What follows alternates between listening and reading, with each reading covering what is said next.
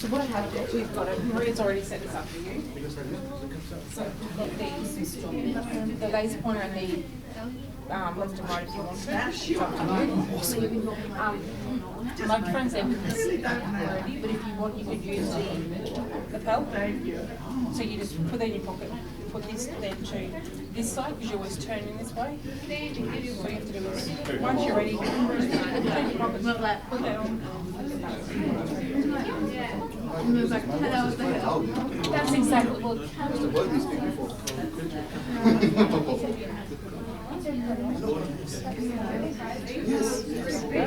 Yes, of course. Is it that's 99% survival rate. Oh. So you looked after by these good surgeons. Awesome. What body radiation. Oh, that makes me sleepy if I because it's sleepy. Yes. Come right at the end. Come right at the end. Right. I'd go grab some now, and then wrap some up and just put it under the table. Absolutely, that's immediate. Yes. You remember me at all? David, just remind me about it. I recognize it.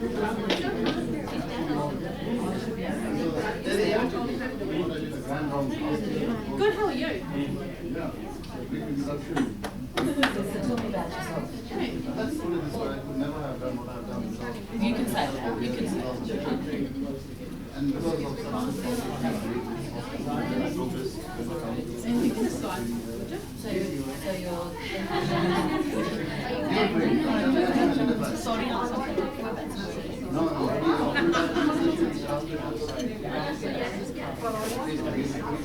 So I won't tell you for 2010.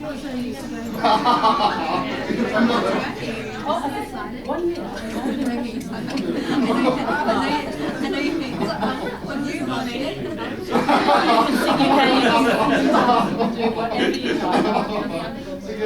whatever you like. I wasn't there, but I didn't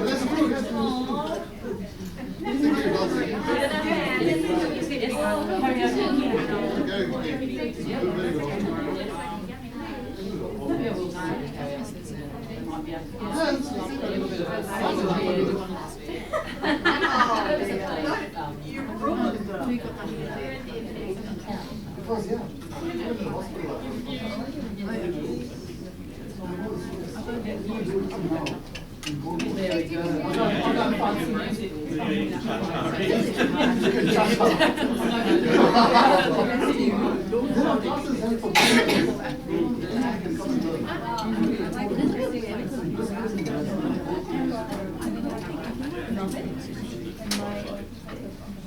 We'll do Kelly.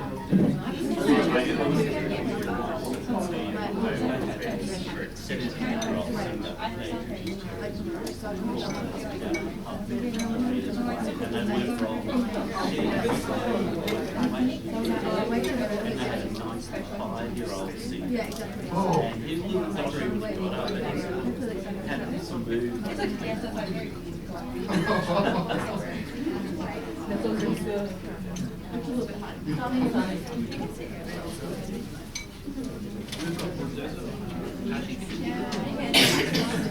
But you do it, you're like that.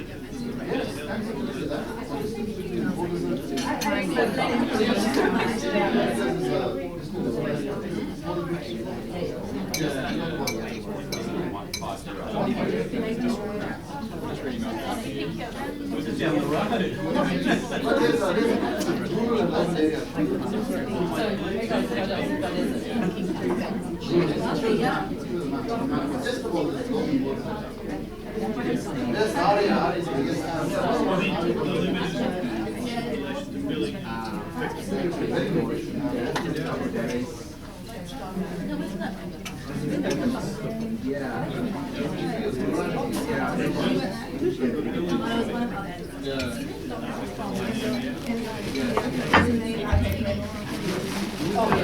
And I feel like I'm in catering sometimes. I feel like I'm in catering sometimes. Yeah.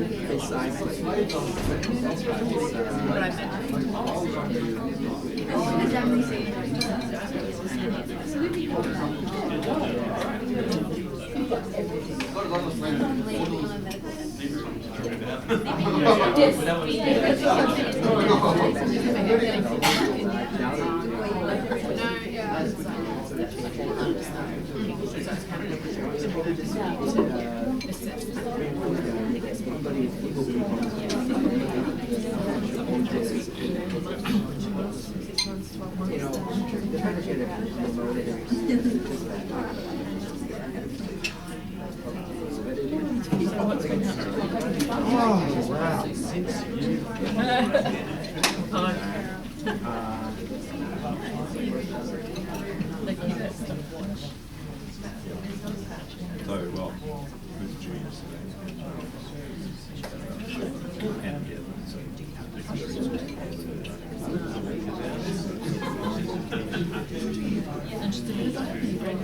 yeah, so she's essentially doing the shadowing. Yeah. So she came in a week. Fantastic. Sounds like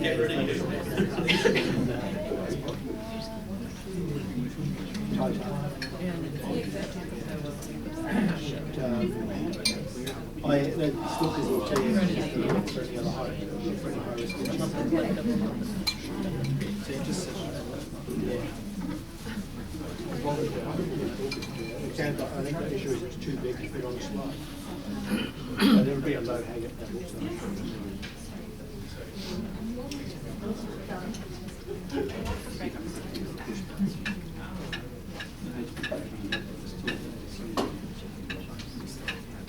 So just before we get started, I'd just like to introduce Sasha and Liz from MediPro, who very kindly provided lunch. Sasha's just going to have a quick word to you about her company. Hi guys, just letting you know that I'm the Senior Mortgage Consultant at MediPro Capital Finance. So we specialise in lending for medicos, such as yourself. We deal directly with all of the lenders, major lenders and obviously lenders that you may not have heard of, directly with their medico teams in order to get you the best deal, the best structure for what suits you. We also have options for doctors who do 100% finance with no LMI.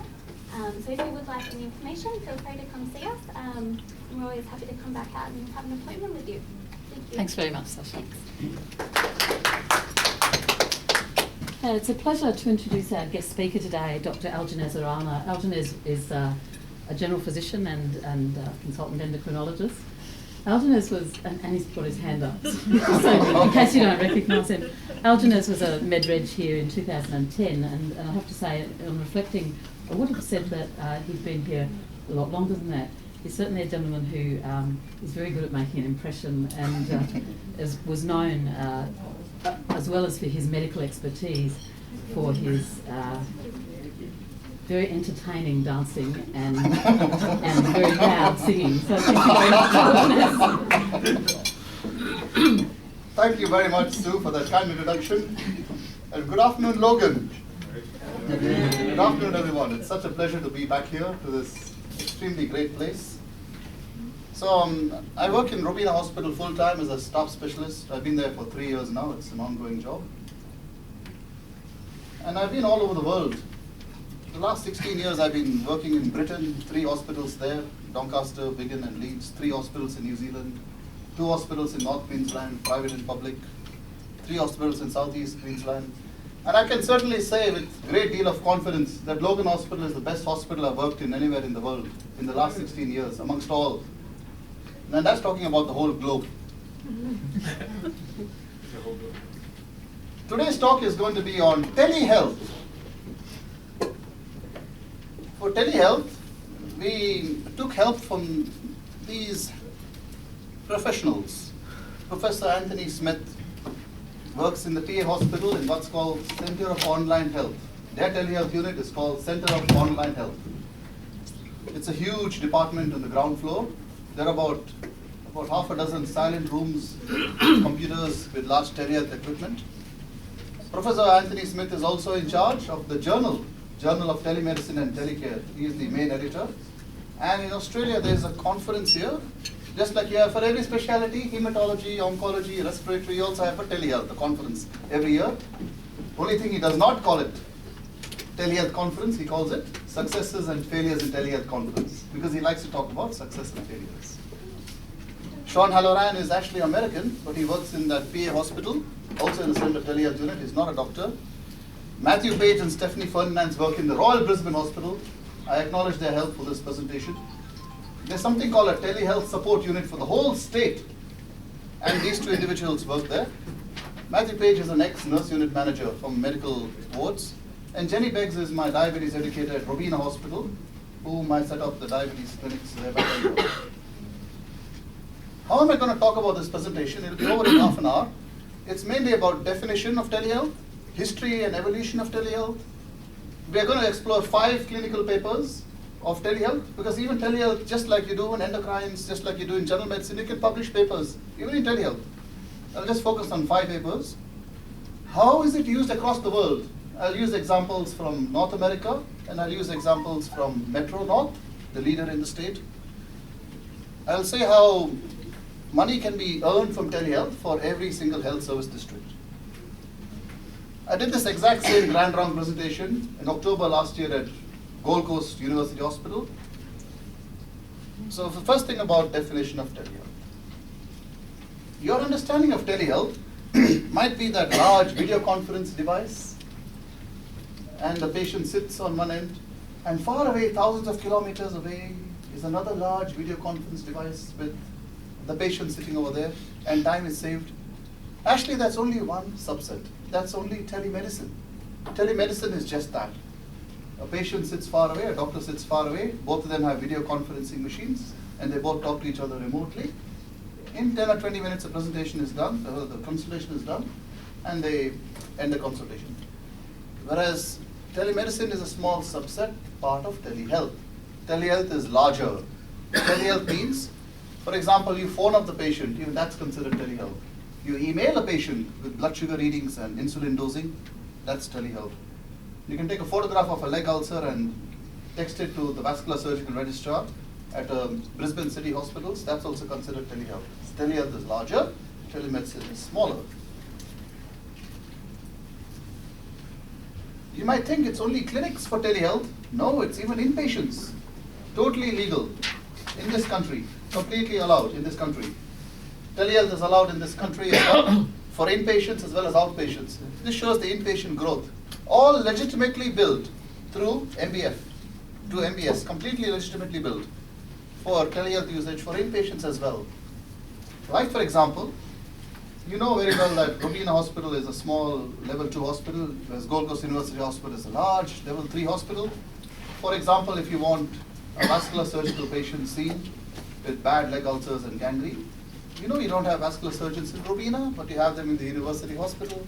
So you put them by telehealth, and then you can see, and you can do a consultation that way through a clinic. That's inpatients, with inpatients. This slide shows the growth of outpatient consultations in telehealth. It also shows that it's progressively rising over the last 5 years. History of telehealth, when did it first begin? In the 1830s, the telegraph was invented, and in the Civil War in America, apparently some Union Army doctor wanted bandages, he requested bandages. That's the first recognized usage of telehealth. Then the telephone got invented, and then telehealth, the first doctors started phoning their patients, telehealth was started progressing that way. On the top right hand corner is a map of Western Australia. You can see the distance between Halls Creek and Perth. And such a far distance, in 1917, 101 years ago, in this country, telehealth was first used, where a doctor in Perth gave instructions to a postmaster about how to do surgery on a stockman who fell off a horse. In the Gold Coast University Hospital, 2009, we first started using telehealth, and myself and the diabetes educator Jenny Beggs, 2015, we started telehealth at Robina Hospital. In terms of funding of telehealth, you can do it by outpatients. That's all of you are aware of that, but you can even do it as inpatients. What's the difference? If you do outpatients billing, the government gives money to both ends, the specialist in the hospital as well as to the GPs and in the GP's practice. About distance and eligibility, I'll come to that in the very next few slides. But both ends are billable, doctor as well as the GP practice. Whereas for inpatients, at this point in time, only the specialist gets billed, not the other end where the patient is. So if I'm sitting in Robina Hospital with a patient with diabetic gangrene leg ulcers, and I speak to the vascular surgeon at the university hospital, I don't get billed, only the vascular surgeon gets billed. Even emergency departments can also use telehealth. I'll come to eligibility very soon. And what is this store and forward? That's also a form of telehealth. Store and forward means if you want a dermatology consultation, you don't have a dermatologist, you take a photograph on your iPhone or an email and you email it. That's called store and forward. This is very poorly understood because you can actually bill Medicare even for store and forward, but it's very underused all over the country. But it does exist. Now what is the MBS billing item? There's all of you know the MBS billing codes are different for GP and over here in our clinics. What do we use in our clinics? Item code 110, 132, 116. For telehealth, the item code is 112. Telehealth, you always have to do it together. Like if I sit in a clinic with a patient, if I see them for more than 45 minutes with 2 or more medical conditions, I bill them 132 for the hospital. If I see someone for half an hour with 1 medical condition, I bill item code 110. If it's a review consultation, item code 116. But if it's telehealth, you put 112 in addition to either of these codes. So if you're doing a 45-minute consultation for 2 medical problems for a patient and you bill 132, it's 132 and 112 together. That 112 gives you 50% of whatever the code you bill. 50% of the money value of 132 you get extra. If you did a review consultation for 10 minutes, item code 116. If it's telehealth, you get 116 and 112. 50% of that 116 money you get extra as well. Now the eligibility. Very good question asked by Brian. Whether Bow Desert Hospital and this hospital can use telehealth. It all depends. You'll know more than me as locals. More than 15 kilometers is the eligibility. Then you can definitely use it. But you must use this map. This map of the country is the degree of rurality.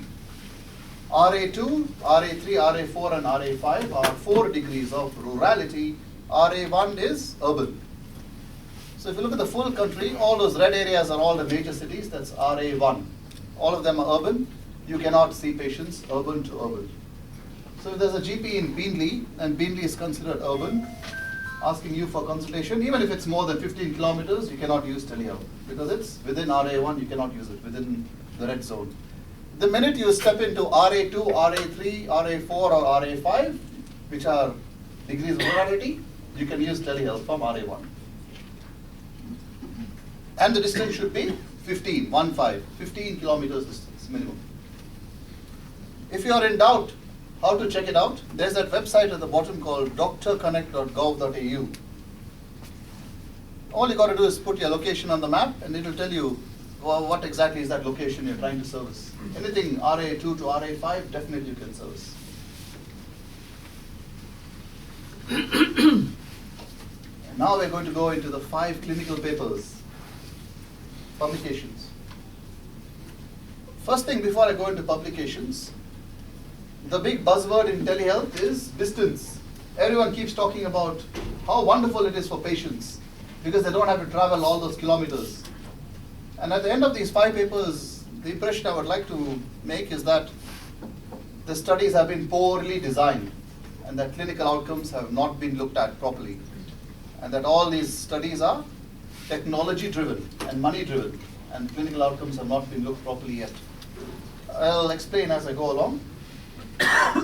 Remember, in this country, 1/3 of the population live in rural areas. There is a large potential for telehealth. Patients have to travel from such far distances to see specialists, given rise to the term tyranny of distance. First of 5 papers. This is Professor Anthony Smith, the telehealth professor in action. Whenever we put the word tele, the prefix tele before any specialty, it means you're doing telehealth for that specialty. So teleendocrinology, telediabetes, telepediatrics, telesurgery. So telepediatrics, the early part of the previous decade, all those burns patients, the kids who had burns, all of them had to come to only one place, which was Royal Children's Hospital, before the days of LCCH. So all of them had to travel. They had to come with either a parent or a carer. What is the distance between the Earth and the Moon? Anyone notice? 250,000 km. Fantastic! Excellent, Brian. Excellent. What's the distance between Logan and Sydney? 900 kilometers. Exactly.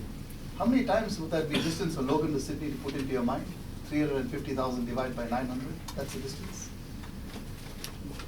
It's around 400 times, isn't it? 400 times the distance between Logan to Sydney is the distance Earth to the Moon. So anyway, he counted all the patients 2001 to 2006, how much is the distance saved for travel, and he found out it's 1.4 million kilometers distance saved by doing telehealth in telepediatrics burns, equal to the distance of Earth to the Moon twice and back. So distance is saved, of course we know that. This is a paper I published, but I'll tell you the drawback of this paper very soon.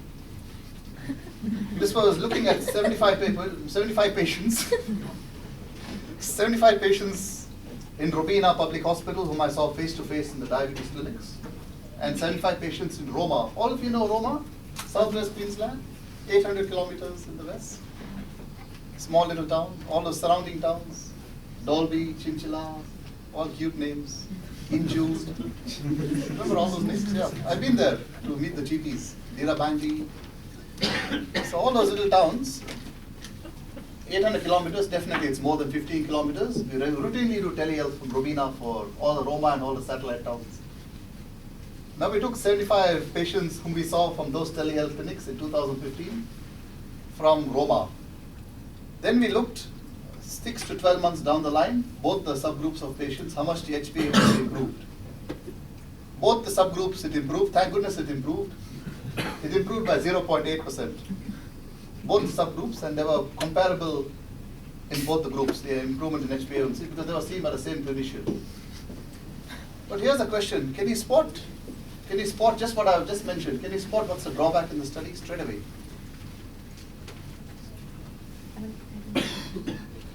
I had great trouble trying to design the study.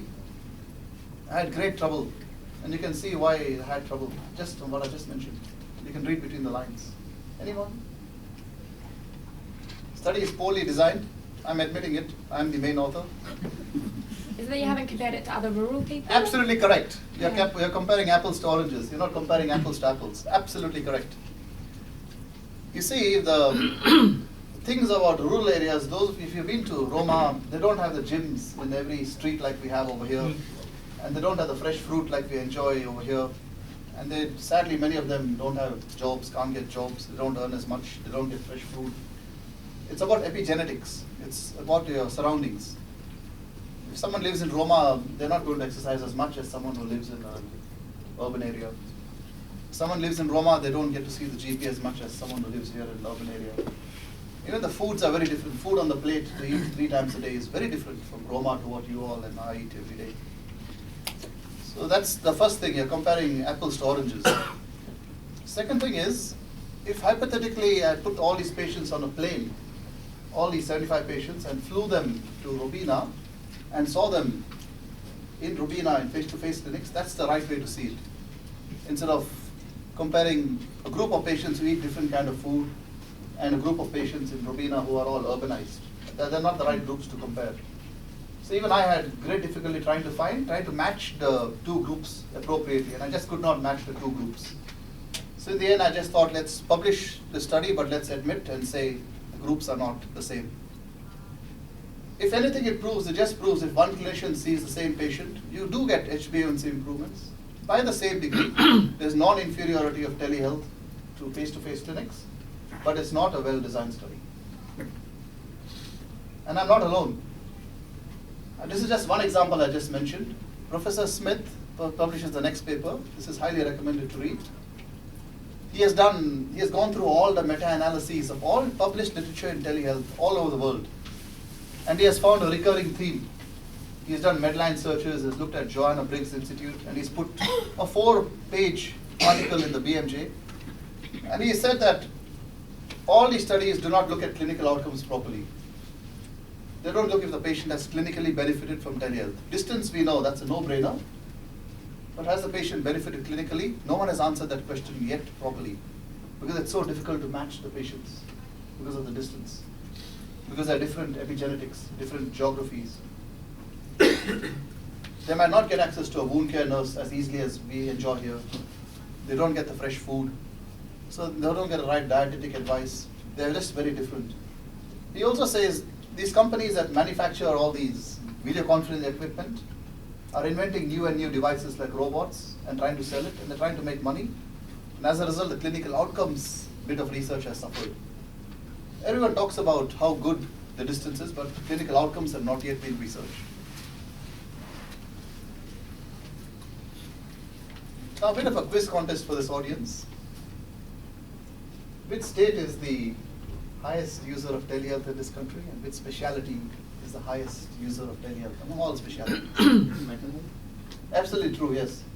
There's nothing to do with incidence of mental health. It's just to do with them getting a head start in the race, seeing the pot of gold earlier than the other specialties. Which is the state which uses telehealth the most? Queensland. Queensland. State which uses the least telehealth is Tasmania. And you're right, mental health is only because GPs use a lot of mental health consultation with psychiatrists. Whereas the other specialties, many of them have yet to wake up to the possibility that it can be used. What about performance in the state? I have a slide right at the end, which Matthew Page gave me. Bit of a confidential slide. Performance of every single health service district in the state with each other. Who's the leader? I mentioned it earlier in my talk. Metro North, yes. Where is Metro South? We shall see. Better than Gold Coast, I'll say that. Better than Gold Coast, definitely. This is the last of the 5 papers I'll discuss before moving on. How many of you recognize that name, Sabi Sabi-san, at the top right-hand corner of the authors, list of authors? He's a clinical director of oncology at Townsville Hospital. He recognized the potential of tele-oncology. He's done oncology. He's done a lot of oncological consultations in Townsville, and he did some research, 2007 to 2011. There's only one flight which takes patients from Mount Isa, which is in the northwest, to Townsville, that's Qantas. Then you have to take oncology patients with a spouse or carer to accompany them. There's an overnight stay in a motel in Townsville. He calculated the full cost and the cost of maintaining the telehealth machines, and he found out that you can actually have a net saving of $320,000 approximately just by doing telehealth for the health service district. Because up there in Northland, you have to fill North Queensland, you have to fill travel forms. If you travel by car, 2 kilometers from Ingham or Ayr to Townsville, to clinic, the patient will come to you with a travel form as well, which you have to sign, and they'll get paid for the petrol. Same thing for aircraft fares, hospital has to pay. But here you can actually save so much of money just by using telehealth. So is that a per annum saving or? This is 5 years he did, 2007 to 2011, net in 4 years. Okay. In 4 years, $320,000.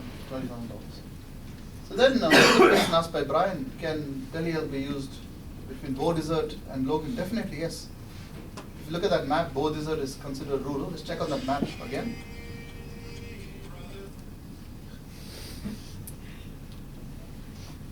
Definitely you can use telehealth if more than 15 kilometers, if it's RA2 or RA3 or RA4, RA5, definitely it can be used in both hospitals. Now it comes to occasions of service for government funding. How did it all begin?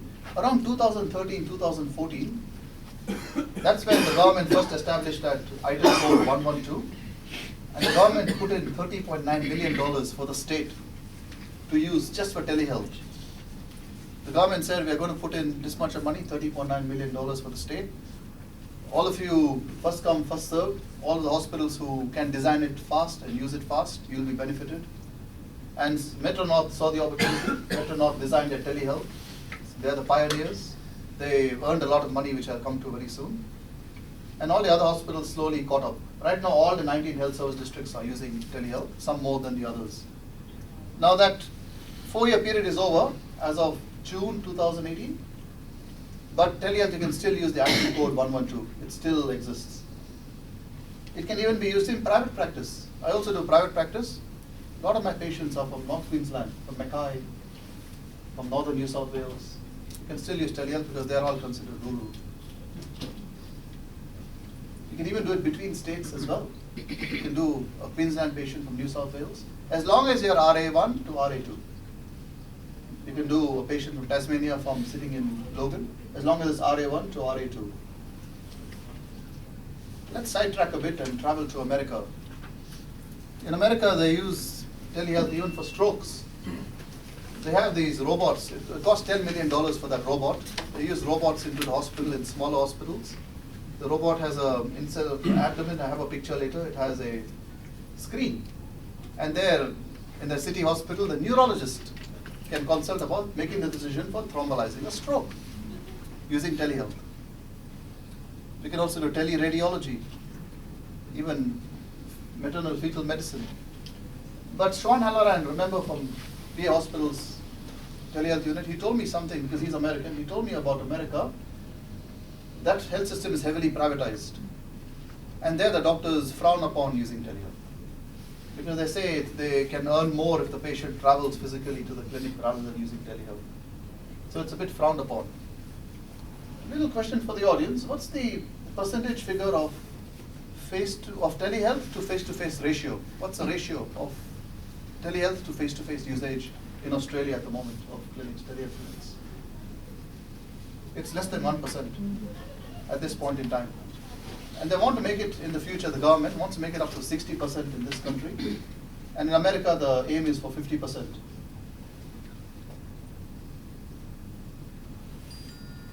Like all specialities we can use. Is Dr. Tan here? Renal clinics. Renal clinics, every state is using telehealth for dialysis type patients. I can see Metro South there as well, right in the middle. Definitely there are 4 individuals being used.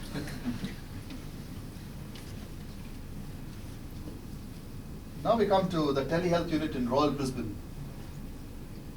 It's a large video conference network.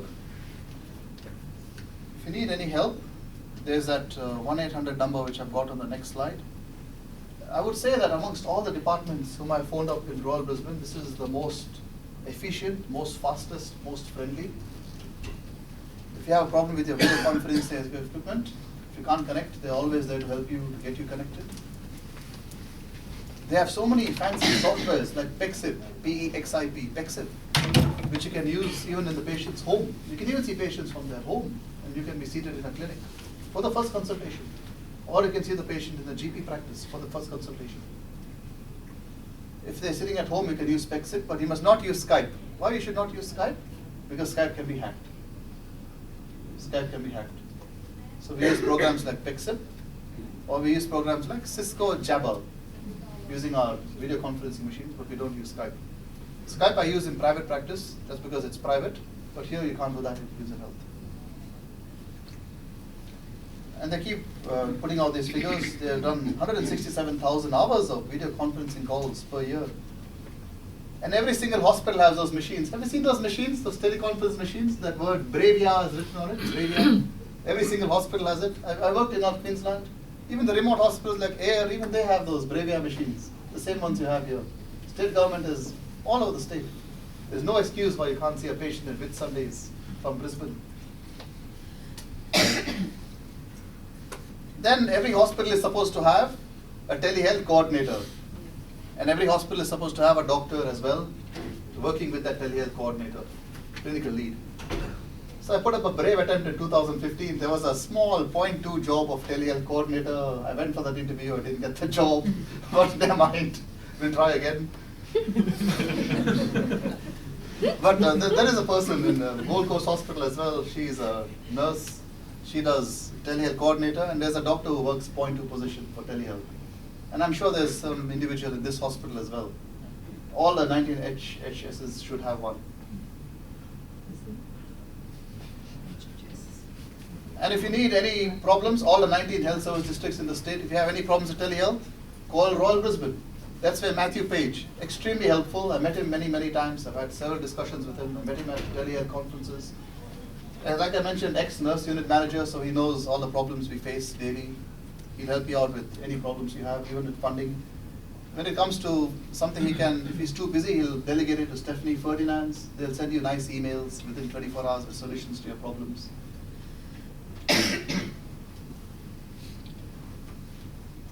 And that's that 1-800 number. They manage for the whole state. Now moving on to politicians, there's a familiar face on that photo. I was very surprised to see this year, earlier this year in the news.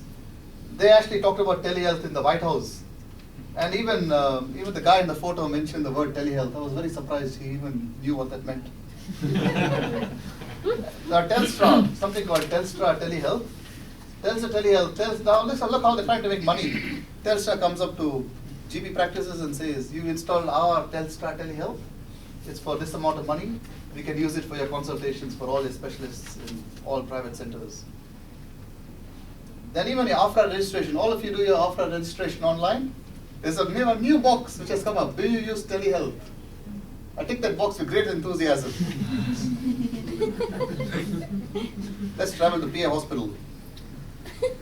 PA Hospital, that's the second largest user of telehealth in the state. Center of Online Health. That's where Professor Smith and Sean Halloran work.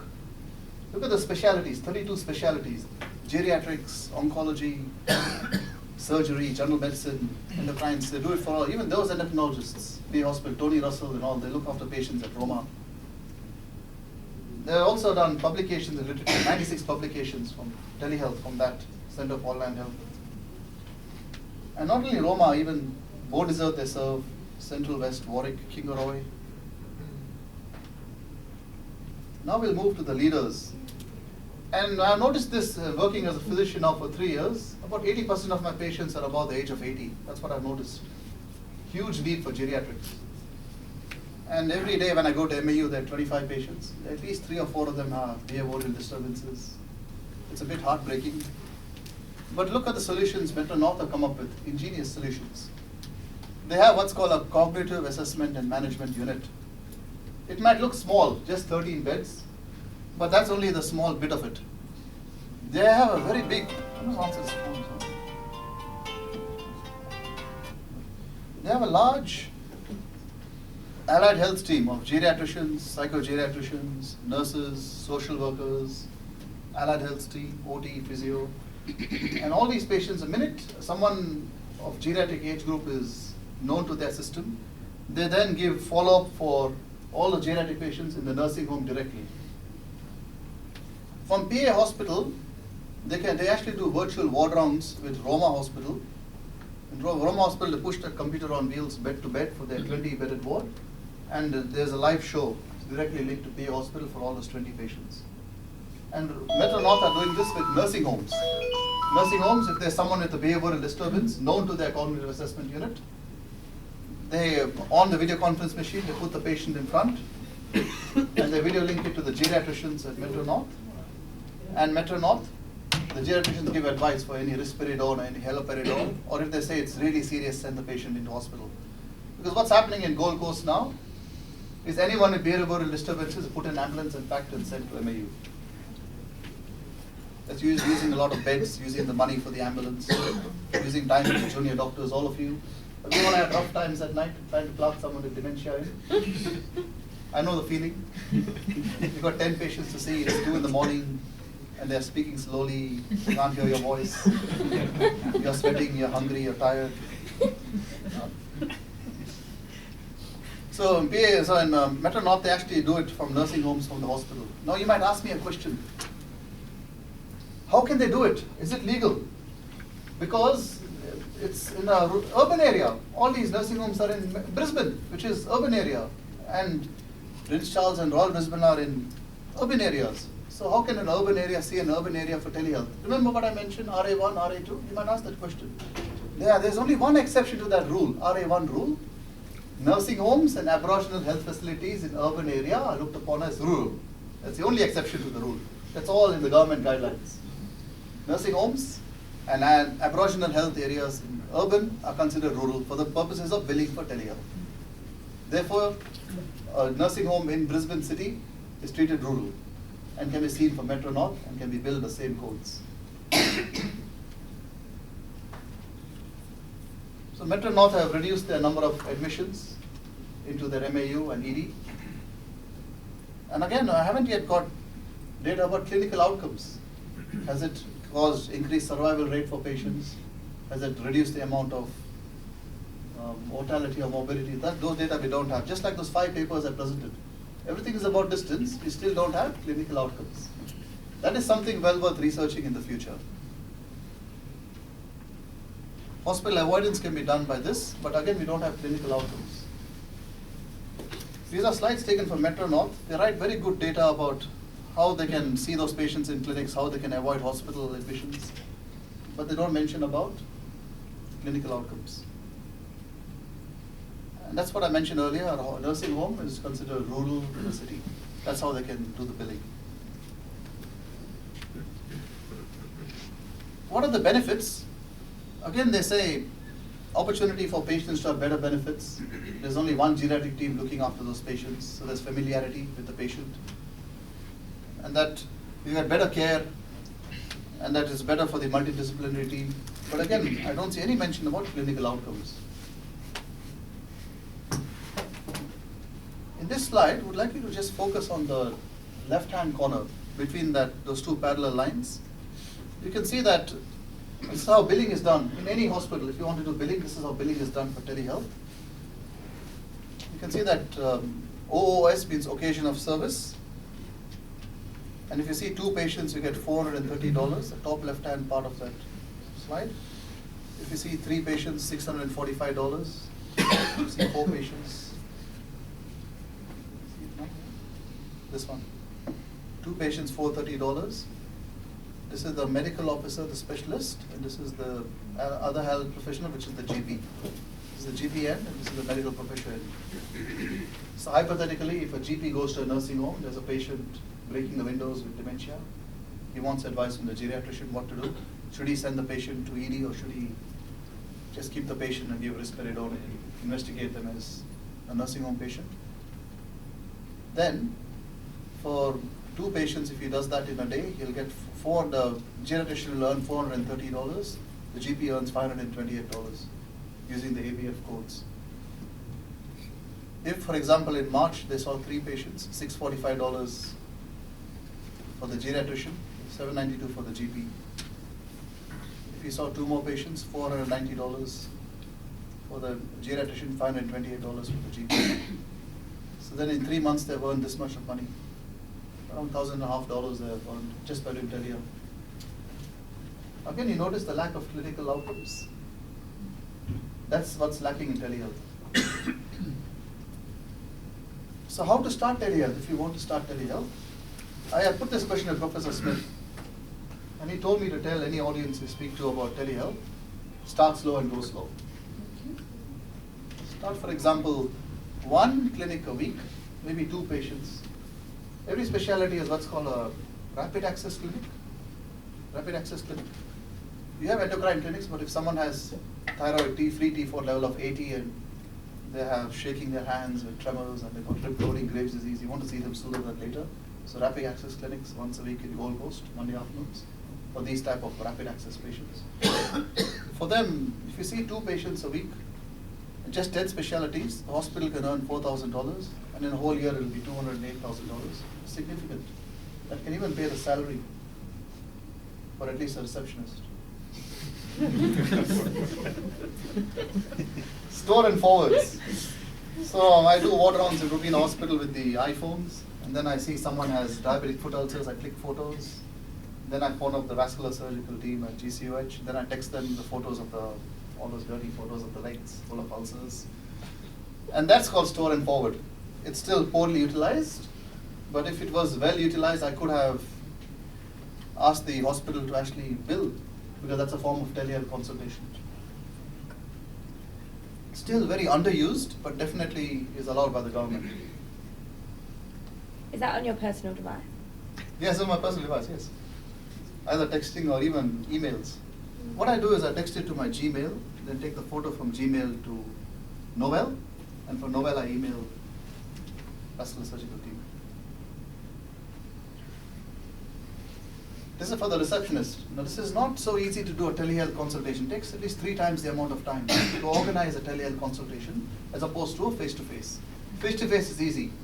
You phone the patient, you post out a letter, you text them their time of the appointment. That's easy. This is quite a big thing for telehealth. You phone up the GP practice, find out when they're free. Phone up the patient, when are you free? When are you free to go to GP practice? Yes. The specialist is only free on this particular day of the week. Then you have to marry it all together. It's a lot of hard work. It takes at least 1 hour, 1.5 hours per patient to keep phoning around. So bear that in mind when you're appointing a receptionist. You need someone very calm and very patient. Coming to the end of this talk, this is another Metro North special, GLOW program, antenatal telehealth from the homes of all pregnant ladies. Some more examples. You can even do swallow assessments from telehealth. Chemotherapy, which Townsville are doing, telechemotherapy. Pharmacists can use it. Palliative care can use telehealth. Geriatrics, which I mentioned earlier, a lot of potential, even for virtual wardrobes. All of which is done in very initial stages at the moment in the state and the country. All this is expected to grow in the next few years. And even trauma you can do from ED to ED. You can even do otoscope, virtual otoscopy using telehealth. There are machines for that. And there's no reason why someone out of Queensland can't be seen from Queensland by telehealth. Phone up the telehealth central unit in Royal Brisbane. Matthew Pace, Stephanie Fernand will give you all the help you need. Programs like PECSIP can be used. I've even done telehealth from someone sitting with their iPhone, just doing FaceTime. If they're busy and they're working in the mines and they don't have time for diabetes, type 1 diabetics in the mines, they use from the iPhone, FaceTime, with me sitting in Robina. These are some success stories for the patients. You see that robot I was trying to talk about earlier? That's a robot Mr. Hughes is using. About $10 million it costs. So lots of patients, you see, some of them, one of them gave birth, that's central bit. One of them gave birth, and they were in a remote island, Norfolk Island. They were seen from Royal Brisbane. Some of them had cancer, sitting at home. They were quite happy with telehealth appointments, palliated from home. Kids like that robot as well. They can see the pediatrician through the robot.